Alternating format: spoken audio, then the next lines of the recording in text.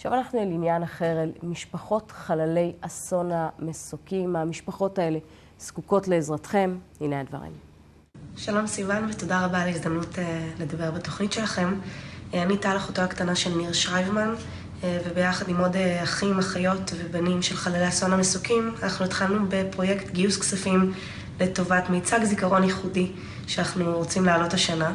בפברואר השנה אנחנו נציין 20 שנים מאז אסון המסוקים, ובעצם אנחנו הגענו למסקנה שהרבה מאוד מבני הנוער היום, ובכלל מהאוכלוסייה, לא כל כך זוכרים את התקופה ההיא, את רוח ההתנדבות, ודווקא היום שאנחנו מרגישים שהחברה שלנו טיפה מפולגת, מאוד מאוד חשוב לנו לעשות משהו חברתי ומאחד. בסופו של דבר 73 האחים, ההורים והבנים שלנו הגיעו מכל קצוות האוכלוסייה, מקריית שמונה ועד אילת.